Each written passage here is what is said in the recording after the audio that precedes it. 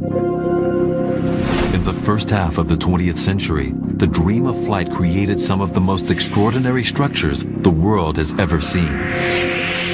Before the first airplane took off, rigid airships offered the possibility of mass air travel. And a small band of visionaries was planning the construction of the biggest aircraft ever built. They would form the world's first airline, carry out the first aerial bombardment of foreign cities. Germany envisaged an empire linked by a fleet of these silent giants. And for a while, it seemed that the airship was poised to conquer the skies. Now, our investigators are going to explore this forgotten era and examine the world of the airship builders. They'll travel to the place where the first prototype flew. They'll uncover the ingenious technology which made construction on this scale possible. They'll enter the U.S. Navy's blimp barns, wooden buildings so large that they have their own microclimate. Just how big is this place? And they'll reveal the vital but little-known role that airships played in World War II. This is the lost world of the age of airships.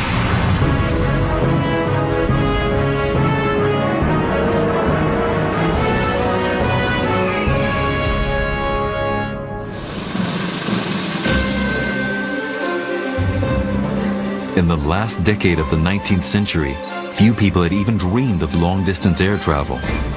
The airplane was not yet a practical reality.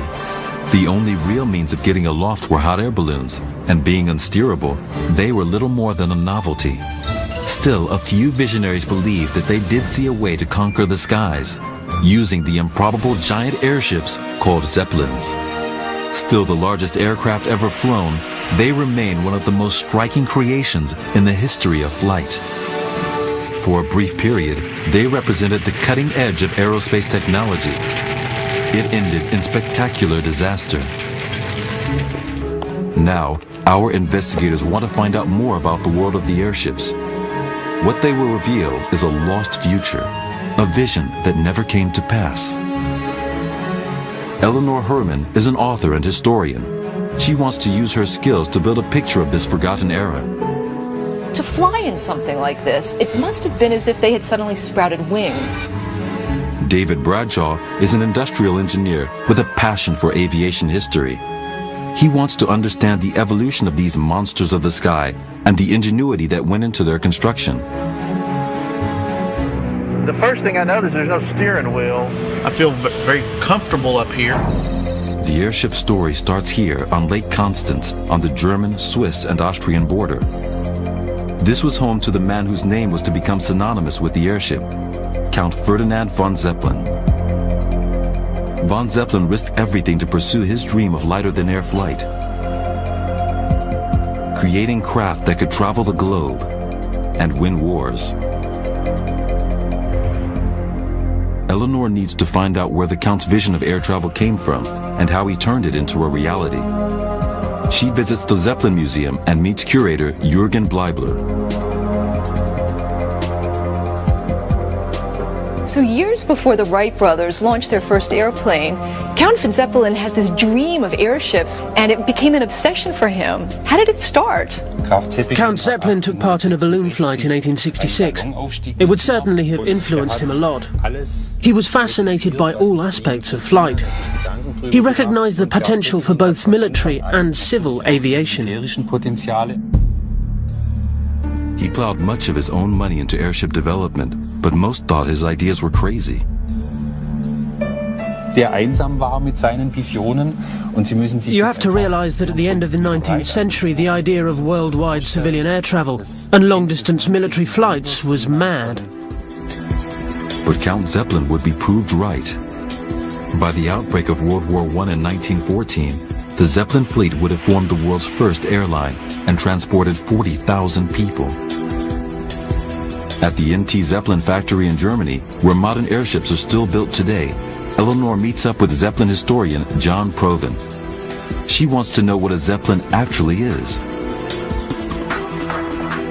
Well, the original concept of Count Zeppelin was to build like a locomotive with wagons to make a train in the air. That idea wouldn't have worked at all, and thank God he didn't even try it. The original shape was like a long cigar for quite a number of years. During the course of the First World War, they changed over to a very aerodynamical shape, very much like the airships we have today. Count Zeppelin's dream of fast, global mass transportation spawned a huge industry across Germany geared to creating parts for the airships. Probably the most unique part of the early airships was the gas bags. They were made of the small intestines of a cow. They had in Berlin 16,000 women working in a factory doing nothing other than cleaning the small intestines of cows, because you needed approximately 500,000 cows to provide enough material for the gas cells for one airship.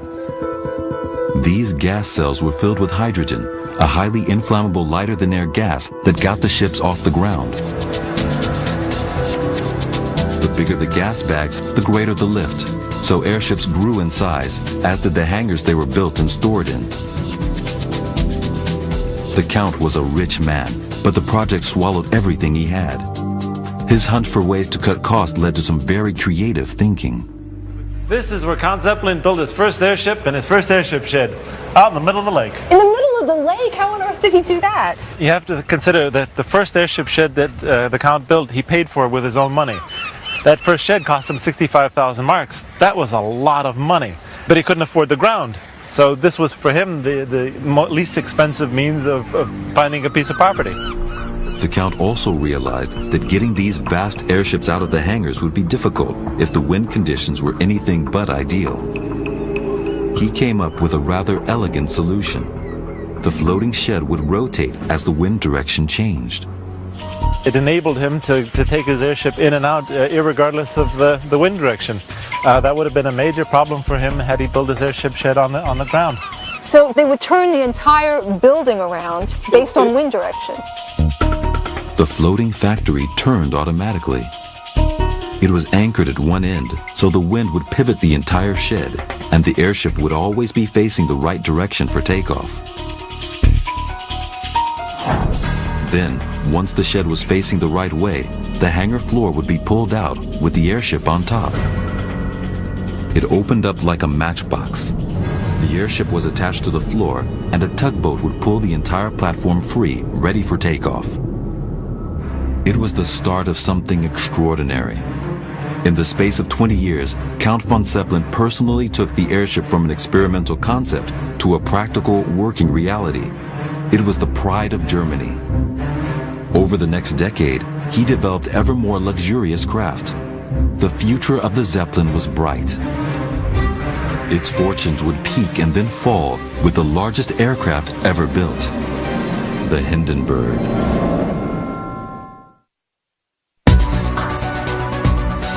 Our investigators are rebuilding the world that produced the largest flying machines ever built. Airships. Historian Eleanor Herman is in Germany and engineer David Bradshaw is in the United States. They have discovered that the great airships of the past were the work of a small band of visionaries, most famously Count Ferdinand von Zeppelin. They've seen how he developed a floating factory to build his early craft. As the age of long-distance travel dawned, airships brought unparalleled luxury to the skies. In 1928, the Graf Zeppelin made a non-stop flight from Germany to the United States. It was the world's first intercontinental airliner. The passengers traveled in style with private cabins, gourmet food, and a luxury dining room from which they enjoyed breathtaking views. In New York City, there were even plans to dock airships to the top of the Empire State Building. The rise of the Zeppelin seemed unstoppable. Eleanor visits NT Zeppelin, the successor to Count von Zeppelin's company, where Zeppelins are still made today. Here, she meets expert John Provin. I think it must have been completely amazing for people 100 years ago, most of whom had never gone up in a plane, to go up in a Zeppelin. It must have been as if they had suddenly sprouted wings. For the first time in history, you could see the world below you. It was the Concorde of the day. This was the fastest means of crossing the ocean. It took you 2.5 days to get to North America versus a ship that took 10 days. And in a luxury that has never been compared since.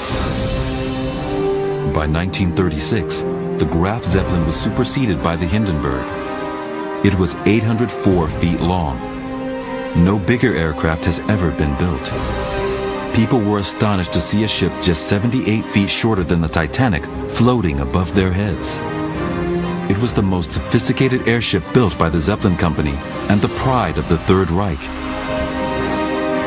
Where earlier models had crammed passengers into a gondola, the Hindenburg used part of its massive balloon structure to enclose passenger cabins on 2 decks. In a scale model of the Hindenburg accommodation at the Zeppelin Museum, Eleanor gets a sense of what travel on the airship was like. A one-way ticket on the Hindenburg cost as much as a brand new car in the United States, and a round-trip ticket was the price of an average American house. For that amount of money, wealthy passengers expected comfort and luxury. It's certainly far more comfortable even than a first-class transatlantic flight today. Compared to other forms of transport available at the time, the Hindenburg was vastly superior. A long-distance flight by plane was something of an endurance test. To fully appreciate the luxury of airships like the Hindenburg, I think we should compare them to the airplanes of the time. Upon boarding, passengers were handed earplugs because the roar of the engines was absolutely deafening. They sat in rickety wicker chairs bolted to the floor, which vibrated violently. And the first flight attendants were actually registered nurses on hand to hold vomit cups in front of the passengers. By contrast, a flight on the Hindenburg was like being in a 5-star hotel. A luxury liner, it had a dining room and lounge, both equipped with lightweight aluminum furniture in the latest Bauhaus style. Not only was this cutting-edge technology, it was the height of fashion. And after dining, guests could retire to the smoking room on an airship filled with highly inflammable hydrogen. Sounds crazy. There was only one lighter, one electric lighter here on the side. And the way they did this is there was more air pressure inside the room. So hydrogen would never be able to leak into the room. It was always oxygen and air exiting the room. Smoking was prohibited everywhere else. Passengers were even searched for matches on boarding the vessel. This made a lot of sense, considering the ship held 16 huge gas bags containing 7 million cubic feet of flammable hydrogen. The skeleton of the ship was made of 12 miles of girders, held together by 4 million rivets and braced with 120 miles of piano wire. The entire ship was encased in 40 acres of fabric. This giant could stay afloat because of the hydrogen within its gas bags. Hydrogen becomes dangerous when it mixes with air, and elaborate safety features were designed to minimize the risk of fire. They would prevent any accidental leaks. Now, engineer David Bradshaw wants to find out more about how these systems worked. He's at Lakehurst Naval Base in New Jersey, an airfield where the Hindenburg docked a number of times. Here, he meets up with historian Rick Zitarosa. So Rick, why use hydrogen? It was cheap and it was available. The Germans had been flying with it for over 35 years. In peace and war, they were not the least bit intimidated by its use. It cost them pennies. How did the captain control this massive amount of hydrogen? Each separate compartment had a separate gas cell. 14 of the 16 gas cells had both manual and automatic gas valves on them. To valve hydrogen, to bring the ship into trim or to make it heavier, you'd pull a wire here in the control car, and that wire would go back 800 feet to the valve location, and the valve would open up. The hydrogen would then dissipate safely into the atmosphere. It seemed to work. When the Hindenburg went into service in 1936, no hydrogen-related fire accident had ever occurred on a civil Zeppelin flight. And in that first year of service, she flew over 300,000 miles. The golden age of airship travel had arrived. But on May 3, 1937, the Hindenburg left Germany on what would be her last flight. It should have been a routine transatlantic crossing. On May 6th, she arrived in America. Strong headwinds meant it had been a slow flight. The Hindenburg was already late, and its arrival here at Lakehurst was delayed further by storms. Nevertheless, just after 7 p.m., the Hindenburg made its final approach. As the airship approached the landing pad and dropped its mooring lines, it hovered at about 300 feet. Then, disaster.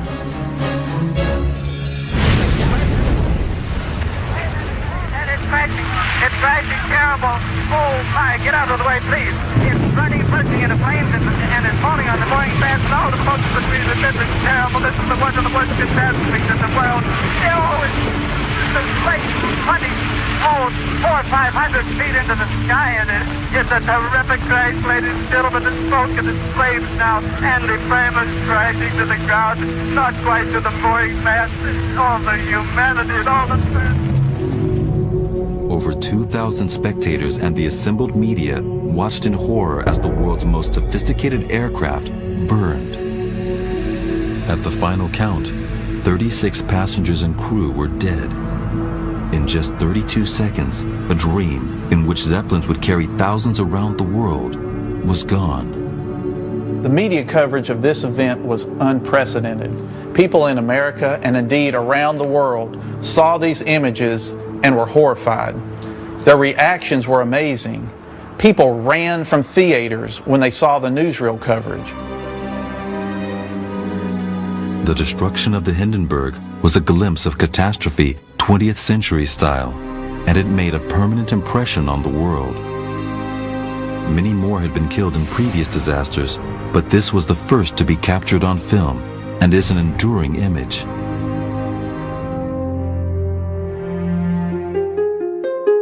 But although the accident put an end to the civilian use of airships, the U.S. Navy still believed lighter-than aircraft had a major role to play. But for these craft to be accepted into service, the world had to be convinced that the tragedy of the Hindenburg could never happen again.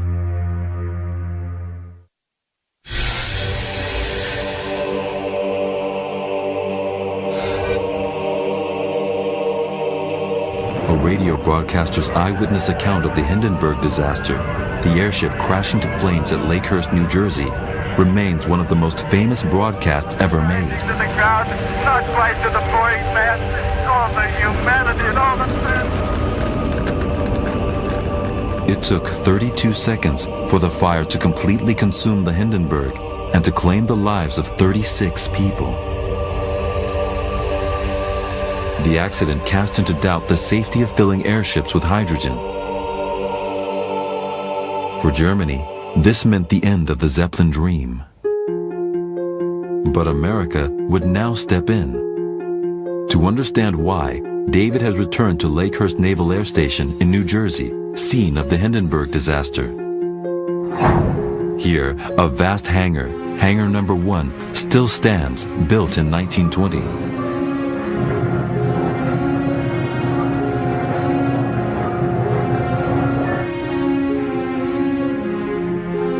Inside, David meets up with Lakehurst historian Rick Zitarosa. Just how big is this place? Well, you could fit 6 football fields under this roof at one time. As a matter of fact, when it was completed in 1921, for about 10 years' time, it was the biggest open interior space anywhere in the world. And when the Hindenburg was put in here, as they did twice during the 1936 season, she only fit with 15 inches clearance on each end with the doors closed. It is vast, 966 feet long, so big it even has its own microclimate. Occasionally, it has even rained inside here. But housing a hydrogen-filled ship like the Hindenburg meant putting extraordinary safety measures in place to minimize the risk of fire.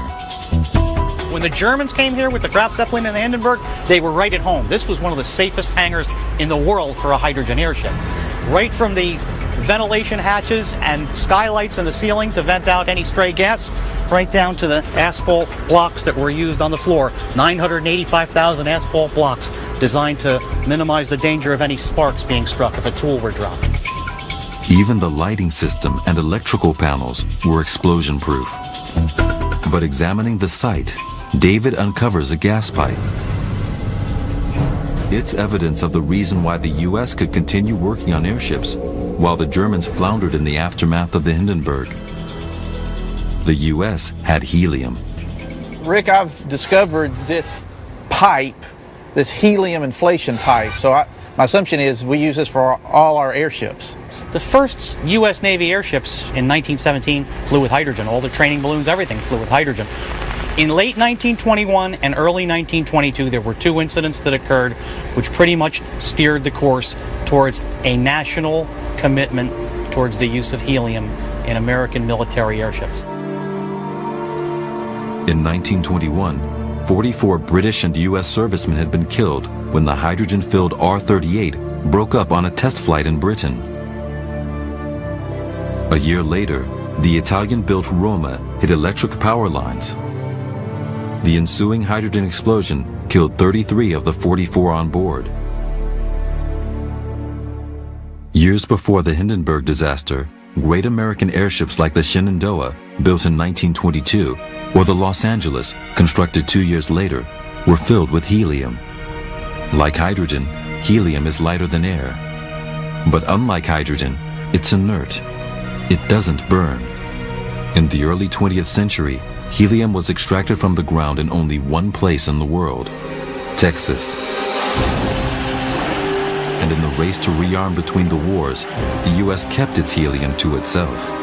And there was a very, very strong feeling within the heretofore complacent element of the United States government that now began to say maybe it's not such a good idea to give helium to the Germans, because there was some resentment. The Hindenburg was like a flying billboard for National Socialism, parading the swastika over foreign lands, touting the greatness of Germany. People were beginning to resent this by 1937.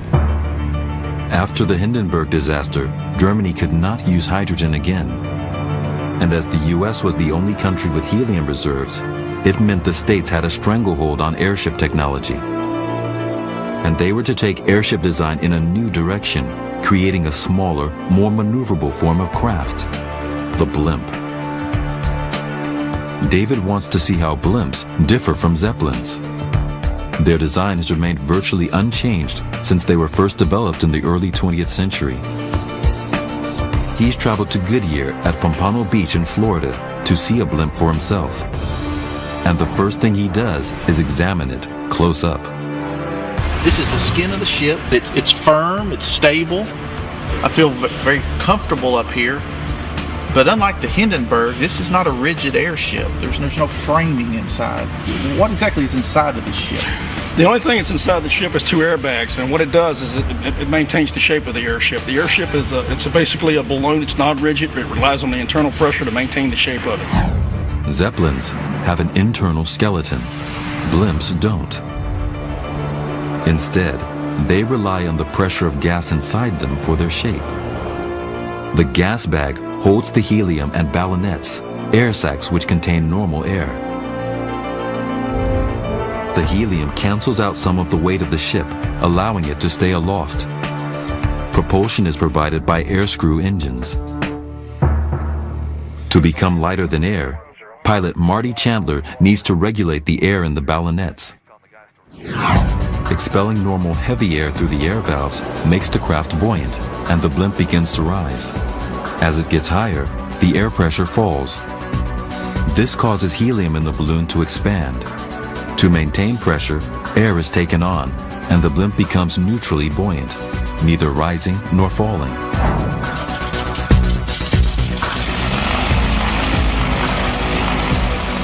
Using the elevator wheel, rudder control, and the engine, Marty gets the blimp off the ground. The first thing I noticed, there's no steering wheel. No, I steer with my feet. I use the rudder pedals to steer us left and right in the air. And then for up and down, I use the elevator wheel on the side. The one thing we don't do is roll the aircraft. We have no ailerons, and there's really no reason for them because we're the heaviest thing attached to the balloon. Therefore, we stay down at the bottom. Although pilot Marty is surrounded by a bank of electronic equipment, the basic controls of the blimp remain pretty much unchanged.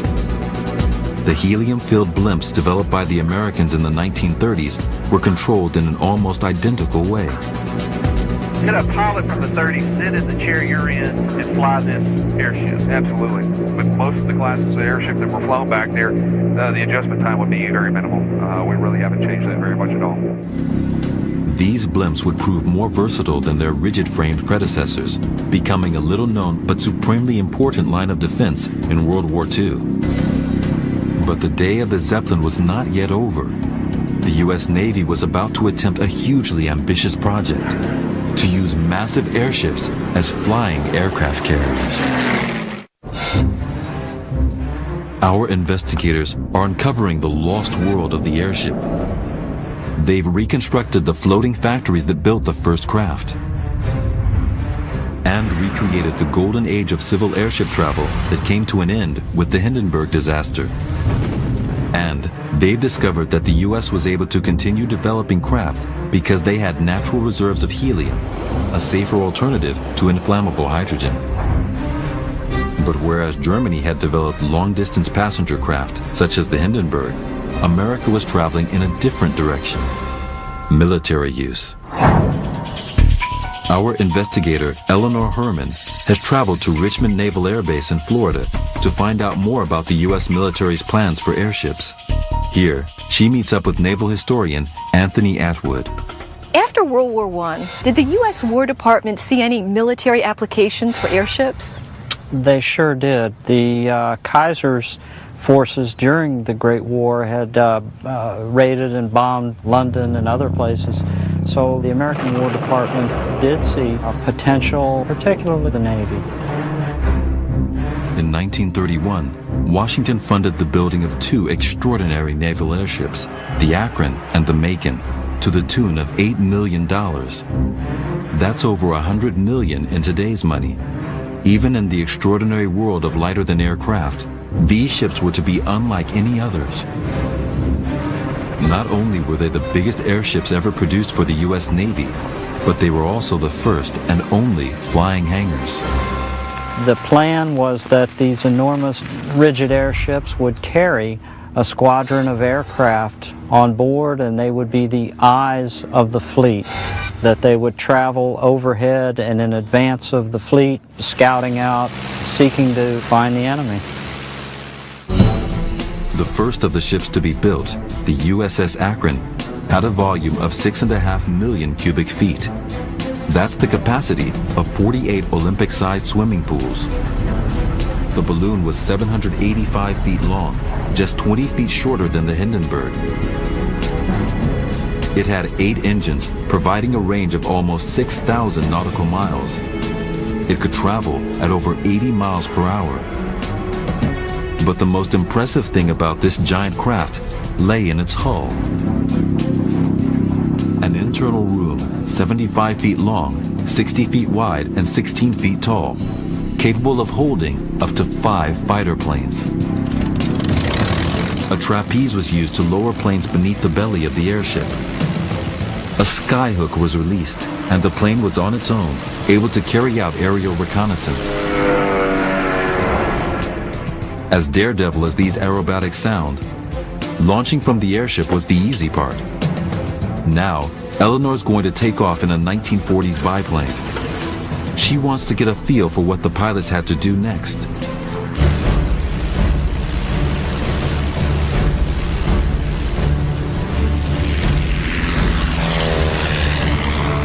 Because once the pilot's mission was over, the plane would return to the airship and in mid-flight dock with the craft above. This was an extraordinary piece of precision flying. The pilot had to match exactly the speed of the airship above him while attempting to hook his plane onto the trapeze. This plane is traveling at 80 miles an hour. I can't even begin to imagine how you could possibly hook onto a trapeze dangling below an airship. It seemed a perfect combination. The airship could transport planes great distances from their bases, and the more nimble planes could undertake surveillance at sites where the airship would be vulnerable to attack. Although tests demonstrated the skills of the pilots and the theoretical advantages to these flying hangars, there was an obvious flaw. Just like the ocean-going aircraft carriers they were intended to replicate, they were vulnerable to enemy aircraft. But it wasn't just enemy attack that made airships vulnerable. They had another adversary that would eventually end the dream of flying aircraft carriers: bad weather. At high altitudes, they did not have the flexibility to withstand the winds, and they had a tendency to crack up and crash. On April 3, 1933, the Akron was lost at sea over the Atlantic Ocean. 73 men died. Only 2 years later, the Macon II was lost off Point Sur, California. The Skyhook program was too ambitious, the massive balloons too fragile. But they had shown the Navy that, used correctly, airships could have a valuable place in warfare. They developed a smaller and more flexible craft, the blimp. David meets up with Richard Van Turen, NASA engineer and historian, to uncover more about the role of blimps in World War II. When the Navy lost the USS Macon, a Bureau of Aeronautics memorandum issued a request for the so-called K-2 airship. Airplanes measure flight time in hours, but a blimp can stay aloft for days. It can also hover, almost silently. These qualities came into play in the ensuing conflict. It meant that airships could become hunters and seek out an enemy invisible to all other craft. As David finds out, it was ideal for surveillance. Marty, I can see why the Navy chose blimps to patrol the ocean. You can see everything from here. We've got miles and miles of clear ocean to see, not only on the surface, but down below us. Fantastic. Over 130 of these blimps patrolled the coastal waters of the continental United States, stationed in places like Richmond, Florida. Although few know of the blimp's role, they were to play a vital part in securing the national interest.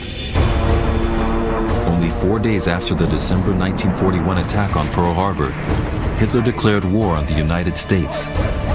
Packs of U-boats set out from bases in occupied Europe. Hunting beneath the surface of the Atlantic, they would wreak havoc along the eastern seaboard.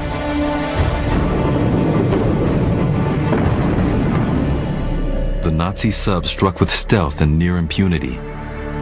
Their target, merchant ships carrying vital supplies for the war in Europe. The Allies knew that they had to beat the Nazi wolf packs or the war would be lost.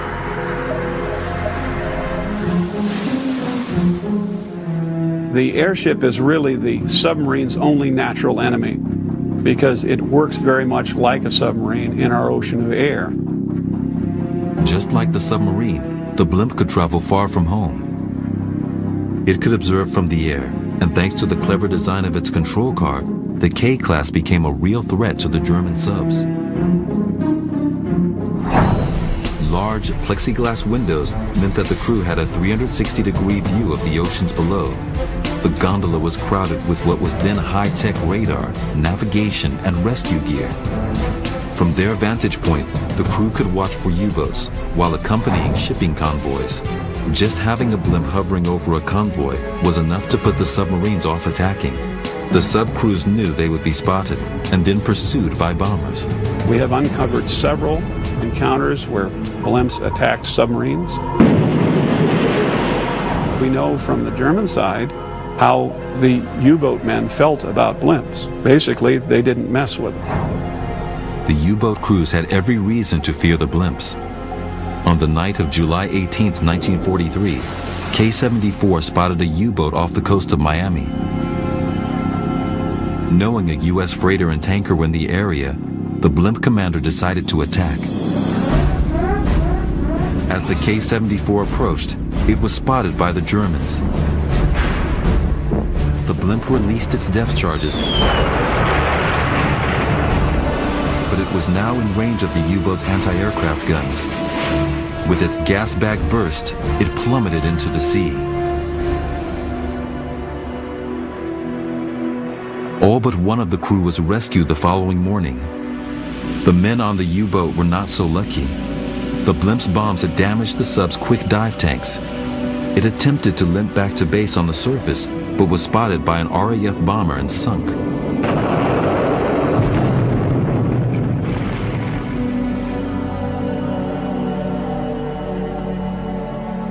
Between 1942 and 1945, Richmond blimps were on patrol for 730 consecutive days. That was a record untouched by any other airship squadron.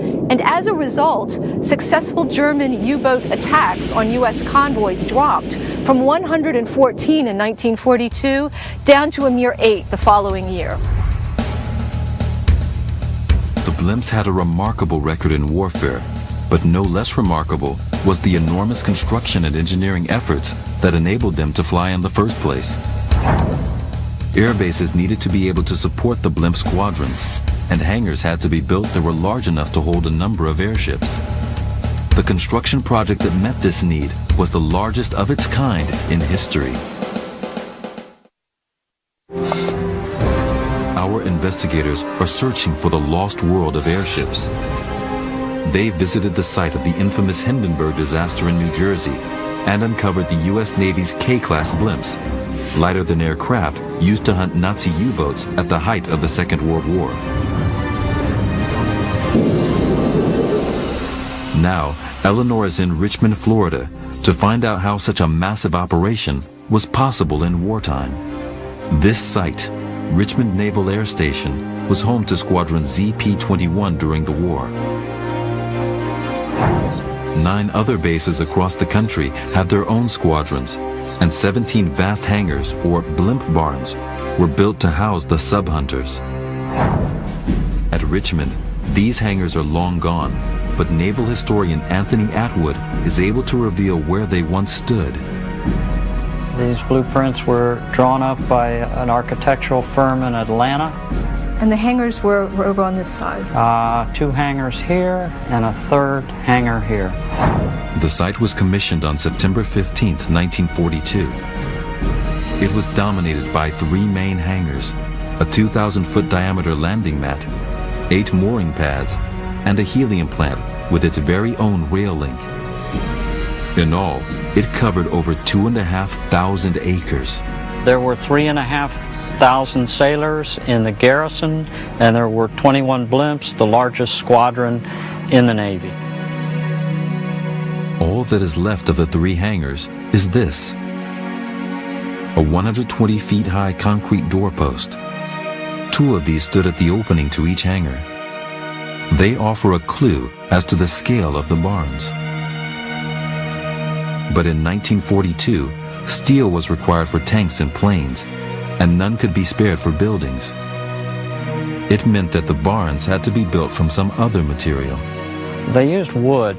They were supposed to have been made of girders, but instead they were made of Douglas fir. Oregon supplied lumber for the base here, for hangars all over. The size of these structures was enormous. They were simply the biggest wooden structures that have ever been built.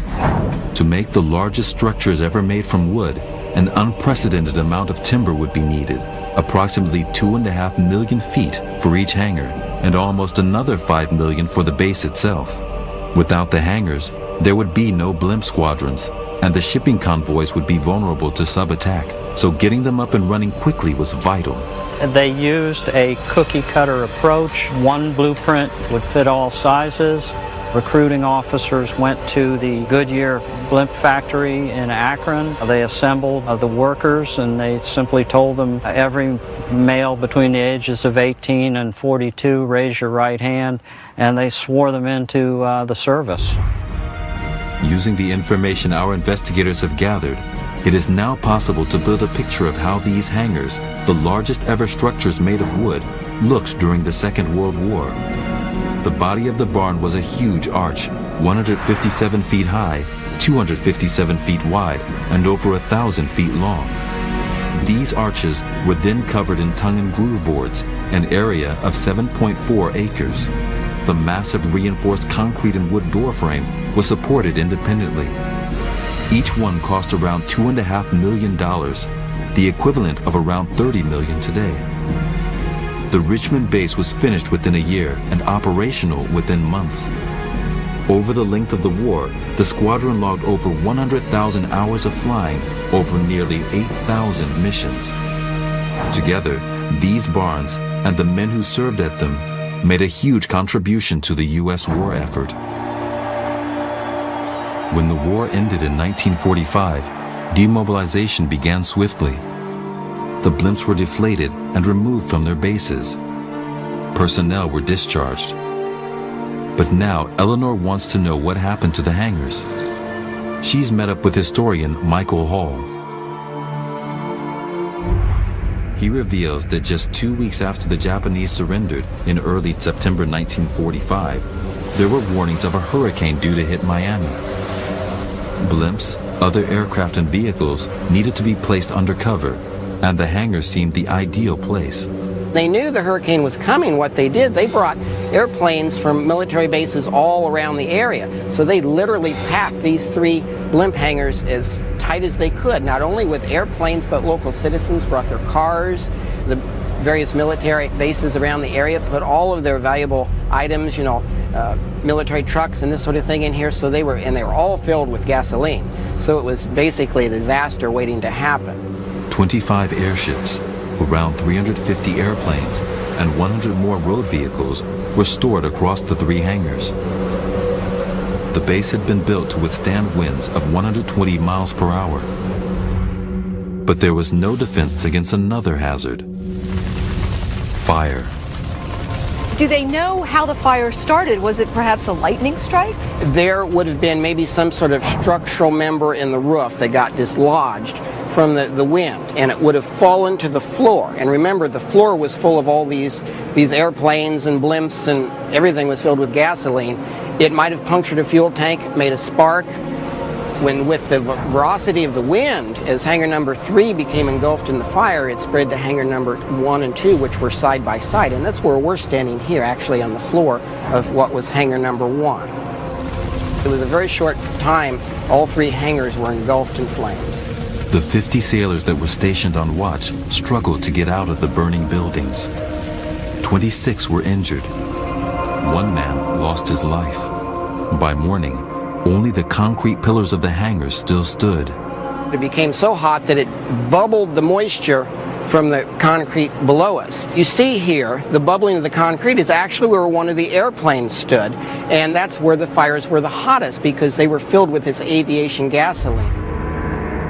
When the storm ended, Richmond's hangars were reduced to ash. Costing $30 million, it was the biggest peacetime loss of federal property on record. Today, this doorpost is all that remains of a brief but exciting period of aviation history.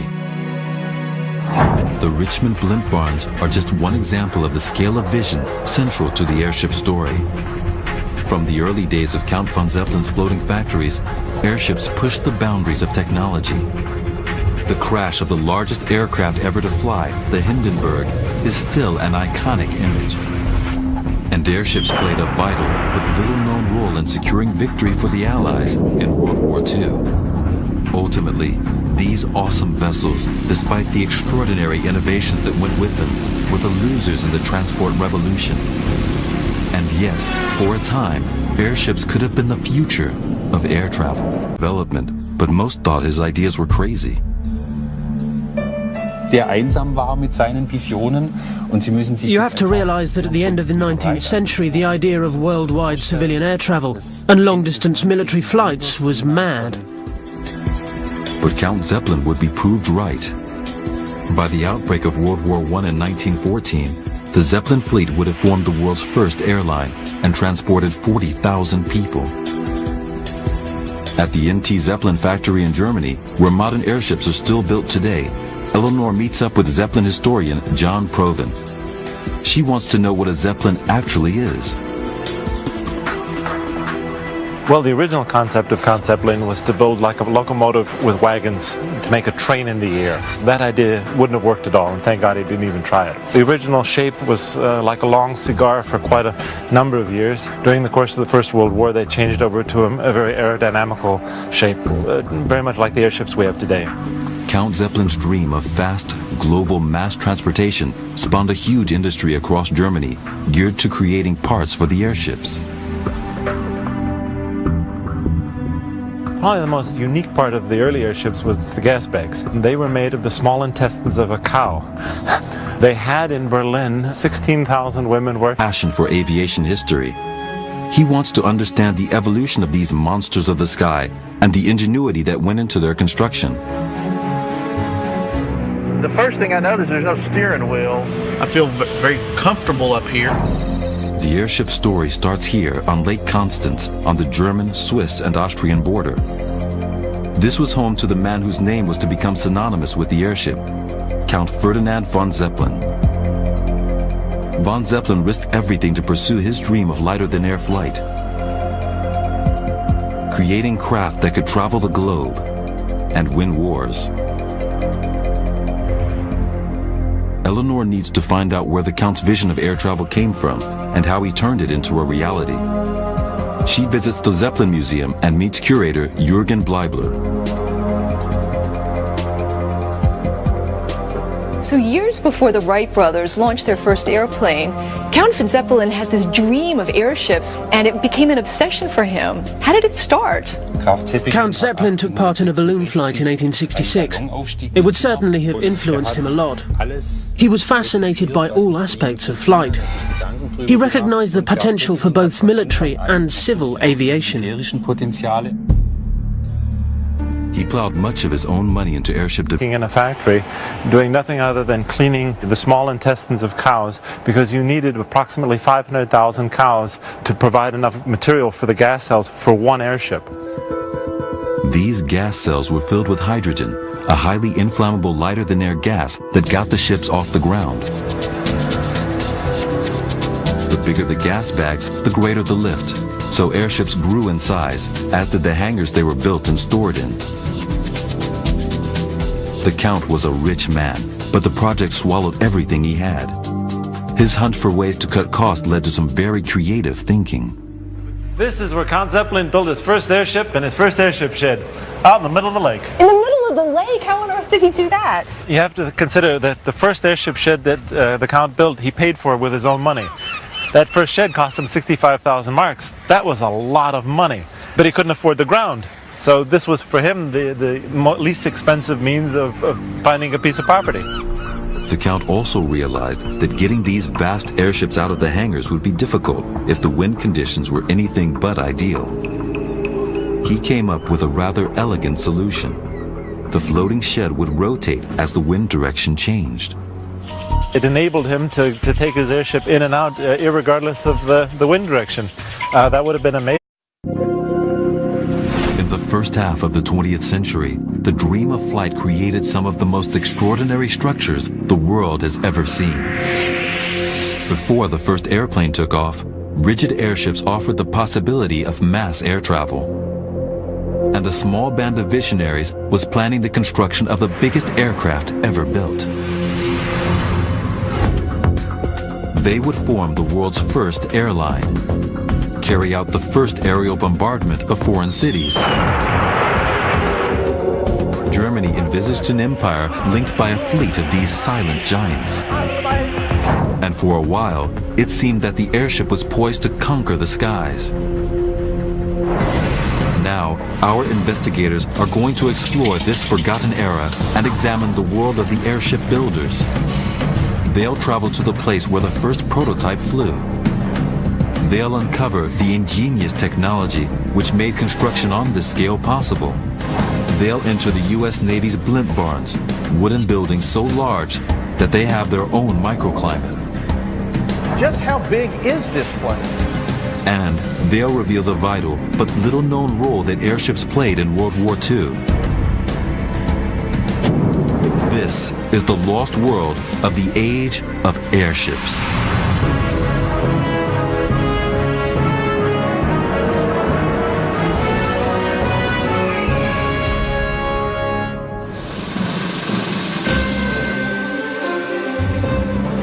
In the last decade of the 19th century, few people had even dreamed of long-distance air travel.